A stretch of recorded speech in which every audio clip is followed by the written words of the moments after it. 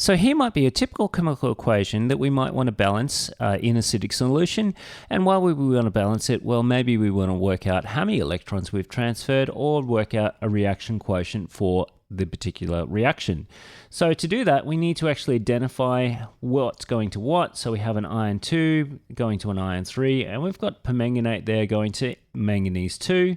And those two things are related together, just like the ions related together. So let's actually split that off and have our iron 2 going to our iron 3 here. And how has it got that way? Well, let's write down the oxidation numbers: 2 plus for the iron 2 and 3 plus for the iron 3. And how has it gone from 2 to 3? Well, it's transferred 1 electron.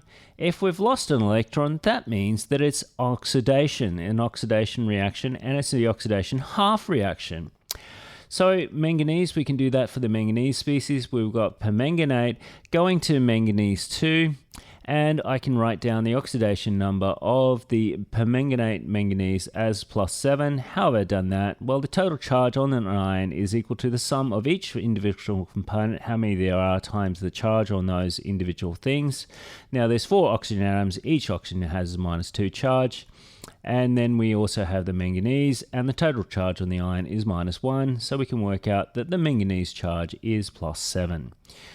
So we've got a +7 oxidation number on the manganese, and that's going to go to a +2 charge on the manganese 2+.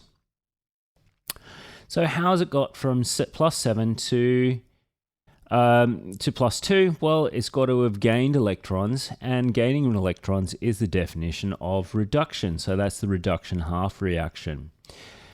Okay, so let's start balancing this bottom reaction. How do we do that? Well, let's balance everything that's not oxygen and hydrogen. So there is 1 manganese in the permanganate there, and there's 1 manganese in the manganese 2, so they're balanced. Now let's balance the oxygen. There's 4 there. So on the other side, we need to actually add water and 4 molecules of water to balance the oxygens there. Why water? Well, it's the only oxygen-containing species that will be present in any appreciable concentration in acidic solution. But now we've added 8 hydrogen ions to the right-hand side. We need to add 8 hydrogen ions to the left-hand side. Now we've got 8 hydrogens on both sides. And if we look at the charge there, we've got 8 charges for the hydrogen ions, 1 negative charge from the permanganate, which is a total of +7. And on the right-hand side, we've got a total charge of +2. So we need to actually balance that up. How are we going to do that? We're going to add 5 electrons to the left-hand side. So now we've actually added 5 electrons to the reduction reaction. So now we need to actually balance that with the oxidation reaction. We need to transfer 5 electrons from the reduction reaction and have them be given off by these electrons in the oxidation reaction. How do we do that? We actually need to multiply this top reaction by 5. When we do that, we get 5 iron 2+ going to 5 Fe3+ plus 5 electrons. Now we have 5 electrons in the oxidation reaction, 5 electrons being transferred in the reduction reaction. Therefore, they're going to cancel each other out. And we're going to be left with only the atoms left. Now let's rewrite that equation to get it nice. So we've got the 5 ions there, 5 iron 2+ or ferrous ions, 8 hydrogen ions, and 1 permanganate ion, which are going to go to 4 waters and 1 manganese 2+ ion, and 5 ferric ions, iron 3 ions. So that is completely balanced for acidic solutions. So what happens if we don't want it balanced for acidic solutions, but we want it balanced for basic solutions? Well, in basic solutions, our hydrogen ion concentration isn't going to be very high. In fact, our hydroxide ion concentration is going to be very high. We still have water. So what we can do is use a trick of chemistry and go, well, 8 hydrogen ions are going to require 8 hydroxide ions to actually completely neutralize them. And just like a mathematical equation, if we add them to both sides, then we've still got a balanced equation.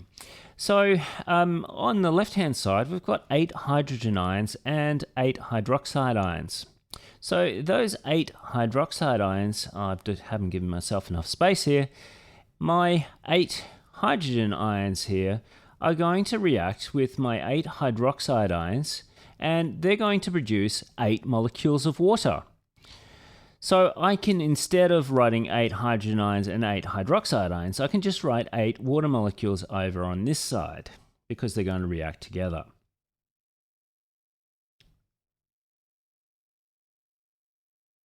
So I'm just going to replace those with 8 waters on this side here. But if I have a look on both sides, I've got 8 waters on one side and 4 waters on the other, so I can cancel that to 4 water molecules on the left-hand side of the equation here.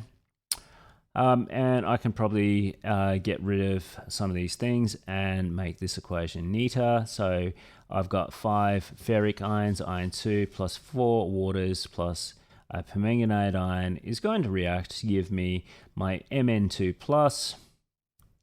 plus my 5 ferric ions, plus 8 hydroxides.